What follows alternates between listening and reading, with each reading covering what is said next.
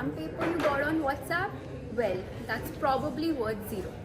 Last month, a founder I know proudly showed me a vendor agreement worth 50 lakhs. He said, "Don't worry, Rujwal, it's on stamp paper, so it's legally solid." I asked where he got it from, and he said, WhatsApp, from his guy. Yeah, that's when I knew we had a problem.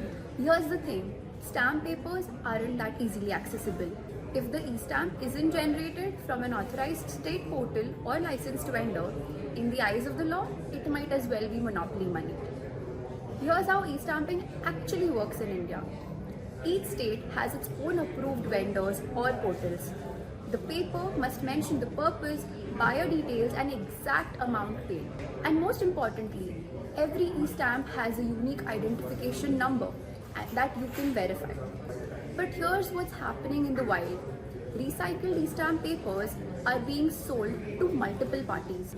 Fake UINs are being slapped onto lookalike PDFs. And third, stamp papers issued in state A used for contracts executed in state B. That is instant mismatch. And courts, they don't take that lightly. Imagine fighting a case and hearing, sorry, your agreement is on an invalid stamp paper. So if you are running a business, a startup, an MSME or anything, please verify every e-stamp.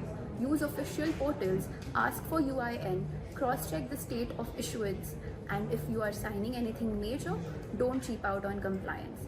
Stamp papers are not just a formality, it's your first layer of protection. So next time someone sends you a contract on 100 rupees e-stamp from some PDF guy, you know what to do.